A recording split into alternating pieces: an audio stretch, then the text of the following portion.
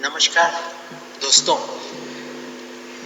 इस लेक्चर्स में हम लोग कंप्रेशन इग्निशन इंजन के अंदर जो डिफरेंट स्टेजेस होती हैं कंबशन के लिए उसको समझने की कोशिश करेंगे। So in compression ignition engine the combustion process is quite different from that in spark ignition engine.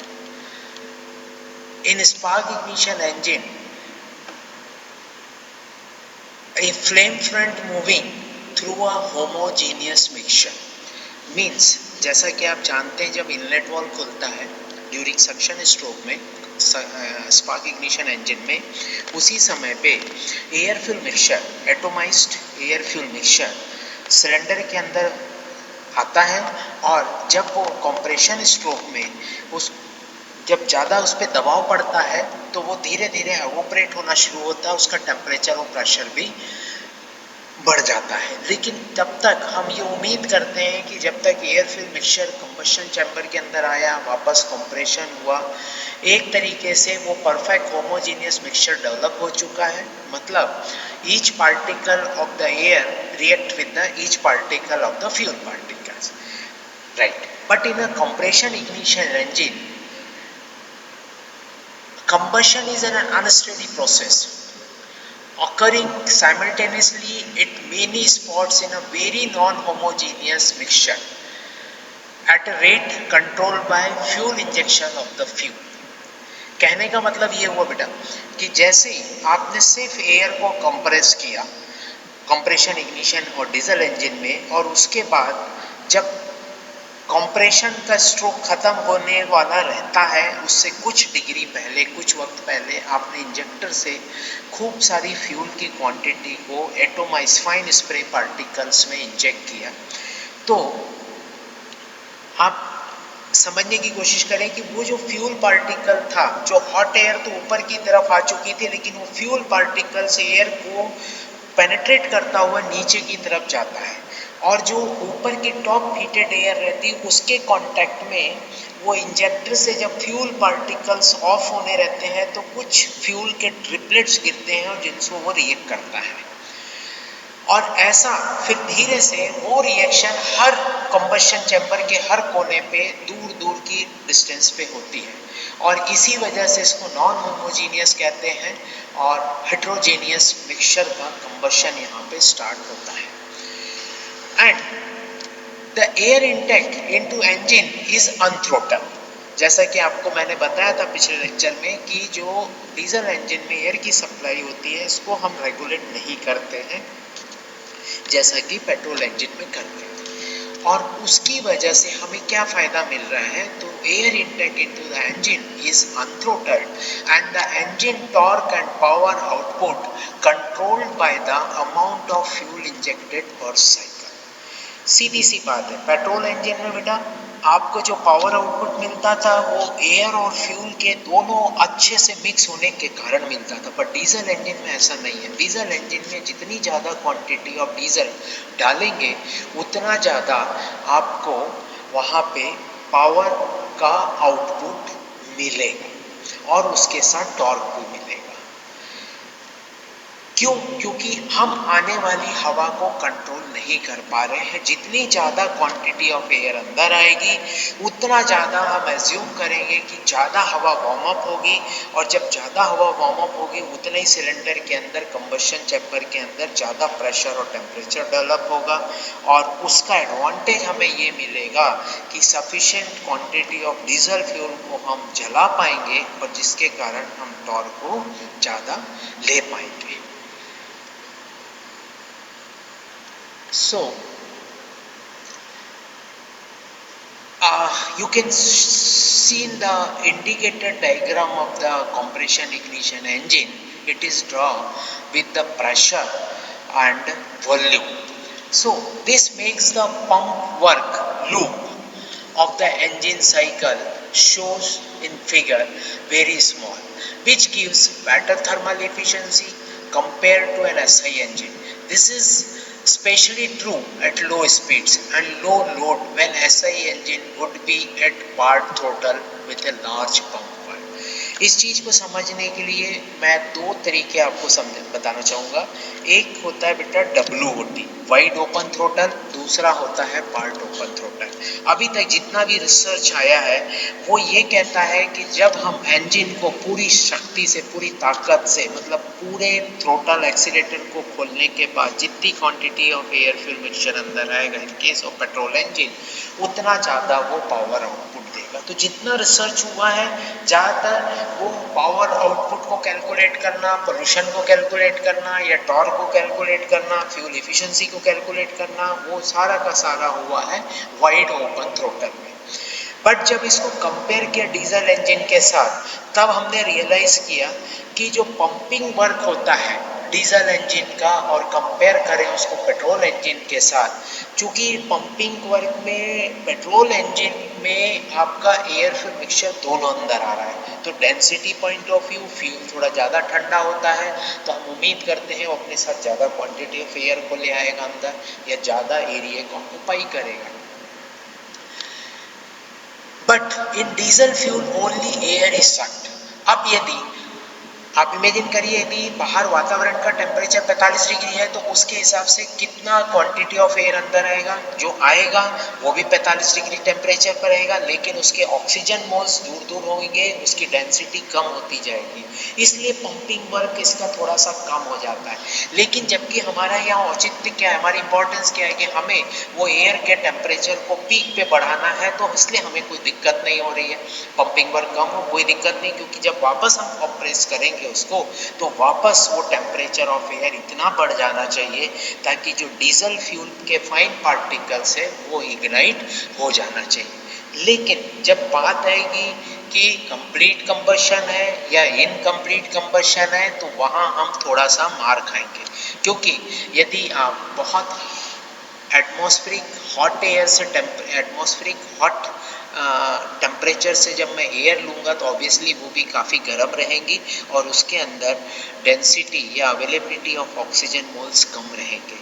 तो जब कंप्रेस करूँगा तो वो टेम्परेचर और बढ़ेगा और ऑक्सीजन मोल्स की जो डेंसिटी वो और ख़त्म हो जाएगी, कमज़ोर पड़ेगी। अब दिक्कत हमें ये आएगी कि जब मैं डीजल फ्यूल इसमें इंजेक्ट करूँगा तो वो डीजल फ्यूल को बर्न करने के लिए उस गर्म हवा के अंदर सफिशिएंट क्वांटिटी ऑफ ऑक्सीजन कम मात्रा में उपलब्ध रहेगी, और जिसका कारण हमें एग्जॉस्ट एमिशन में मिलेगा कि वहाँ पे रिच ब्लैक स्मोक आएगा, क्योंकि हम एयर फ्यूल मिक्सचर को लीन नहीं कर पाएंगे बेटा, वो हमें रिच करना पड़ता है, क्योंकि अपने आप यदि डीजल क्वांटिटी भले ही मैंने 1 ग्राम ली और डीजल इंजन में जो एयर फ्यूल रेशियो रहता है वो रहता है 24:1, मतलब एयर जो हम लेते हैं 24 ग्राम लेते हैं और पेट्रोल डीजल लेते हैं वो 1 ग्राम लेते हैं। तो 22 से 24 ग्राम, और अभी न्यू जनरेशन जितने डीजल इंजन आ रहे हैं उसमें 28 तक जाता है। और तभी आपने सुना होगा मारुति डिज़ायर का इंजन जो डीजल है आपको बेस्ट माइलेज देता है, 25-27 किलोमीटर पर लीटर रहता है। ये सारे पैरामीटर्स आपके डिपेंड करते हैं आपका कितना क्वांटिटी ऑफ एयर आपने पंपिंग के थ्रू सक किया है और उस क्वांटिटी ऑफ एयर में कितनी क्वांटिटी ऑक्सीजन अवेलेबल है। So the overall air fuel ratio on which CI engine operates is quite lean, जैसा अभी मैंने बताया आपको, वो करीबन उसका इक्विवेलेंस रेशियो रहता है, पेट्रोल का हम मानते हैं 1 और डीजल इंजन का हम मानते हैं 0.8, क्योंकि इसमें आपका हवा की क्वांटिटी ज़्यादा है और डीजल फ्यूल की क्वांटिटी कम है। So less brake power output is often obtained for a given engine displacement। यहाँ पे जो ब्रेक हॉर्स पावर की बात हो रही है बेटा, जो फ्लाई व्हील पे या गियर बॉक्स लगा है तो फाइनल ड्राइव के शाफ्ट पे, वो यदि कंपेयर करो पेट्रोल इंजन की अपेक्षा तो डीजल इंजन में कम मिलती है, क्योंकि मिक्सचर बहुत ज़्यादा रिच नहीं होता है, ज़्यादा लीन होता है। Fuel is injected into cylinder late in the compression stroke by 1 or more injectors located in each cylinder combustion chamber। Petrol engine में जो हम multi point fuel injection system की बात करते हैं तो उसके जो इंजेक्टर्स हैं इनलेट वॉल से पहले लगे हुए रहते हैं, कार्बोरेटर की बात करते हैं तो वो इनलेट वॉल से थोड़ी ज़्यादा दूरी पे लगे रहते थे, लेकिन जब डीजल इंजन की बात करेंगे तो इसके अंदर जो डीजल का जो इंजेक्टर है वो डायरेक्टली कंबशन चैम्बर में लगा रहता है। तभी हम सिर्फ इनलेट वॉल के थ्रू हवा को लेते हैं, उसको कंप्रेस करते हैं और एक टाइम पे हम डीजल को हाई प्रेशर के पंप से एटोमाइज स्ट्रीम इंजेक्ट करते हैं ताकि वो fine particles hot air particle से रिएक्ट करे और चलना शुरू करे। और as per the depend on the power output engine capacity या कहाँ उसको उपयोग करना है, हम नंबर ऑफ इंजेक्टर्स तय करते हैं। एक इंजेक्टर्स में 4 से 6 होल्स होते हैं, that holes called the pistons. Similar like ये petrol engine, but diesel engine के जो इंजेक्टर्स होते हैं बेटा ज़्यादा हैवी रहते हैं, कॉम्प्लिकेटेड स्ट्रक्चर होता है compare with the petrol engine injectors. So injection time is usually about 20 degree of crankshaft rotation. मतलब आपका सक्शन स्ट्रोक चालू हुआ और एंड हो रहा है कंप्रेशन स्ट्रोक का, उसमें 20 डिग्री जब पहले रहता है पिस्टन टीडीसी से, उसी समय फ्यूल इंजेक्ट होता है उसमें। And the combustion process take time of the more than 5 degree. It's around started 15 degree before top dead center and ending about 5 degree after the top dead center. मतलब piston आपका compression stroke में 15 degree पहले रहता है, तब वहाँ पे complete जो कंबशन की फ्लेम है वो फैल जाना चाहिए। और ये कंबशन की फ्लेम बुझना चाहिए कब, जब आपका पिस्टन टॉप डेड सेंटर से वापस पावर स्ट्रोक लेके नीचे की तरफ चल दे। वापस कौन से स्ट्रोक के लिए? ऑब्वियसली पावर स्ट्रोक को लेके चले और एग्जॉस्ट स्ट्रोक को कंप्लीट करने के लिए। So ignition delay is fairly constant in real time. What is the ignition delay? आप याद करिए, पहले भी आपको बताया था कि इग्निशन डिले मतलब फ्लेम में इनिशिएशन ऑफ फ्लेम, मतलब एक एयर फ्यूल मिक्सचर है या सिर्फ डीजल फ्यूल है, जब वो एयर के साथ मिल जाता है तो डेवलपमेंट ऑफ द फ्लेम, बिल्कुल स्टार्टिंग पोजीशन की आग लगना शुरुआत हुई है। तो डीजल इंजन में एक हद तक वो रियल टाइम का फॉलो करता है और तभी हायर इंजन स्पीड हमें मिलती है, और उस हायर इंजन स्पीड को पाने के लिए हमें जो फ्यूल इंजेक्शन की जो टाइम होती है वो थोड़ा सा जल्दी करने की आवश्यकता महसूस होती है। So in addition to the swirl and turbulence of the air, swirl and turbulence, it is the effect on which to introduce the air inside of the combustion chamber।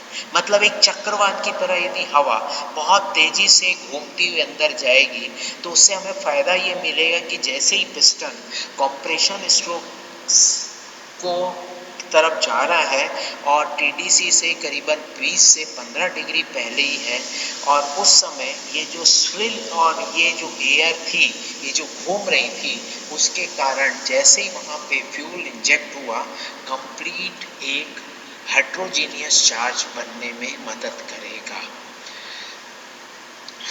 ताकि पूरे सिलेंडर के हर कोने तक वो एयर फ्यूल मिक्सचर पहुंच जाए और एक दूसरे से अच्छी तरह से मिक्स हो जाए। So after injection the fuel must go through a series of events to assure the proper combustion process.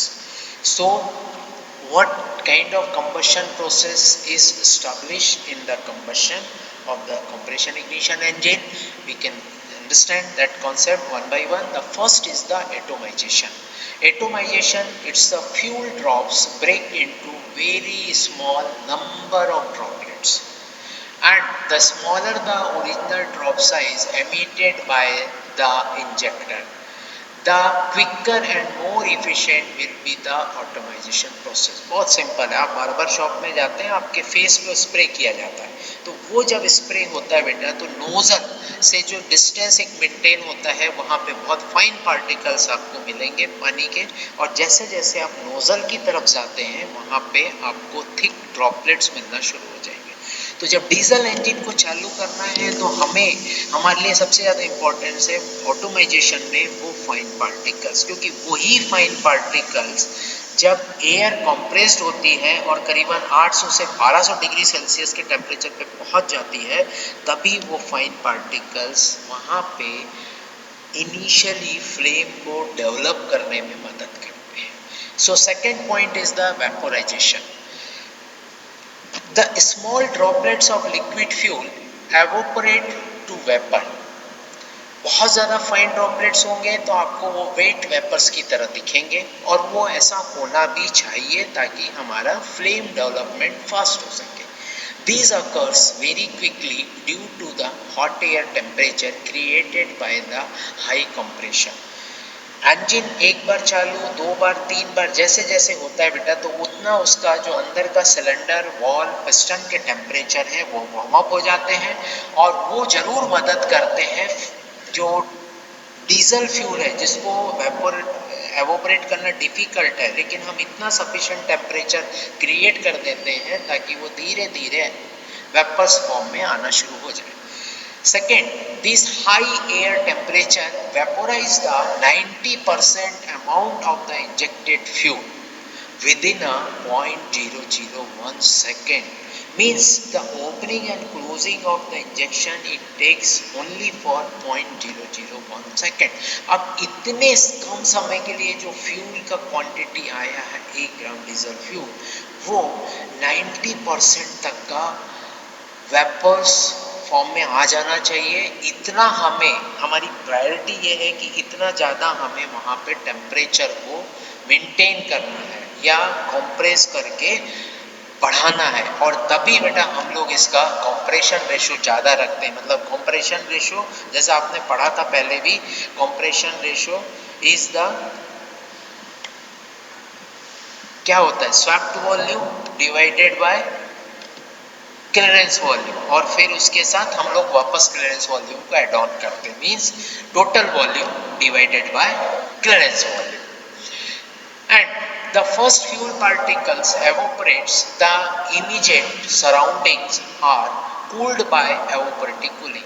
देखिए, सबसे पहला जो फाइन स्प्रे का पार्टिकल था वो हॉट एयर के कॉन्टेक्ट में आया और वो जलने की कोशिश किया, या उतना पीक टेम्परेचर उसको नहीं मिला कि वो बर्न हो सके, तो ऑब्वियसली वो कुछ हीट लेगा और धीरे धीरे एवोपरेट होना शुरू होगा।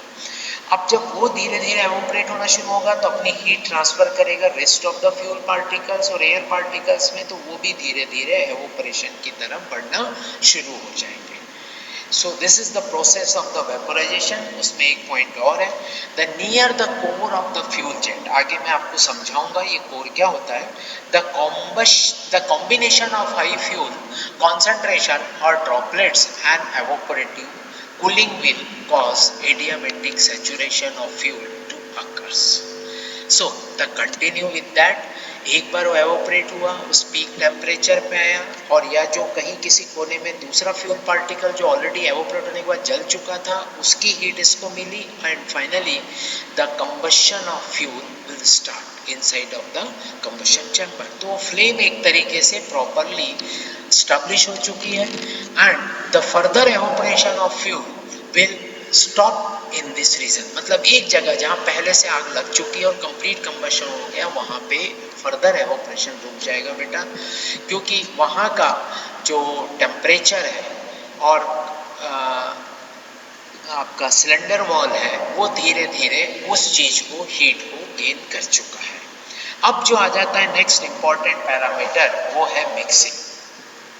सो आफ्टर वेपोराइजेशन, अभी से फ्यूल वेपर हुआ बेटा, अब वो जितना ज़्यादा फ्यूल वेपोरेट होगा उतना ज़्यादा वो एयर के साथ मिक्स होना चाहिए। So, the after vaporization, the fuel vapors must mix with air to form a mixture within the air fuel range। जो भी हमारी प्रिस्क्राइब रेंज है, जिस स्पीड पे इंजन चल रहा है, जितना ओपनिंग एंड क्लोजिंग टाइम हमने सेट कर रखा है इंजन की स्पीड से विथ फॉर इंजेक्टर कि कितना क्वांटिटी ऑफ डीजल वो स्प्रे करेंगे। So this mixing comes about because of the high fuel injection velocity added to swirl and turbulence in the cylinder air. So the non-homogeneous distribution of air-fuel ratio that develops around the injected fuel jet, combustion can occur within the equivalence ratio limit of 1.8 is called the rich mixture and 5.8 is called the lean mixture. So this is the expectable or desirable requirement of the combustion inside of the diesel engine, that the air and fuel particle should be mixed perfectly before initiating or developing the flame or burning of the air fuel mixture of the diesel engine. Now the fourth point is called the self ignition. आपने देखा अंदर सारी चीजें वो आ रही है और उसके बाद the self ignition at about 8 degree before the top dead center and 6 to 8 degree after the start of injection, means जैसे ही पिस्टन कंप्रेशन स्ट्रोक के 15 से 20 डिग्री पहले रहता है end of the compression stroke, उसी समय बेटा ड्यू टू इतना सफिशिएंट टेम्परेचर कंबशन चैम्बर के अंदर जनरेट हो जाता है कि जैसे फ्यूल का जो इंजेक्शन होने के करीबन 8 degree before the TDC flame वहाँ पे डेवलप हो जाता है और वो कंटिन्यू रहता है up to 6 to 8 degree after the start of the injection. So the air fuel mixture start to self ignite and actual combustion is preceded by the secondary reaction including breakdown of large hydrocarbon molecules into smaller spices and some oxidation. बहुत सारे जितने hydrocarbon fuels जो रहते हैं, जो आपके diesel fuels हैं, वो एवोपरेटेड वाले फॉर्म में जो अवेलेबल होते हैं और जो इस पीक टेम्परेचर को कनेक्ट कर सकते हैं, वो जलना शुरू हो जाते हैं, पर अलग अलग लोकेशन पे जलते हैं कंबशन चैम्बर में. और this reaction cause by the high temperature air are exothermic and further raise the air temperature in the immediate local vicinity. जितना अंदर का जो एक वैक्यूम वाला एरिया रहेगा, जैसे जैसे गैसेस जलना शुरू होती है, फिर मिक्सचर बर्न होना शुरू, उस समय एक जो थोड़ी शॉर्ट सेकेंड ड्यूरेशन के जो वैक्यूम क्रिएट होता है, वहाँ पे वो तेज़ी से स्प्रेड होती है, फ्लेम एक्सपांड होती है और उसकी वजह से पूरा का पूरा जो टेम्परेचर है कंबशन चैम्बर का, वो बहुत तेज़ी से बढ़ना शुरू हो जाता है और पिस्टन अपना मूवमेंट कंप्लीट कर रहा है, अभी पहुँच रहा है बस end of the compression stroke, उसके बाद पावर स्ट्रोक की तरफ बढ़ेगा. So these are all leads to be an actual settle of the combustion process. So in the next class we understand the how the combustion starts and end of the combustion. Thank you.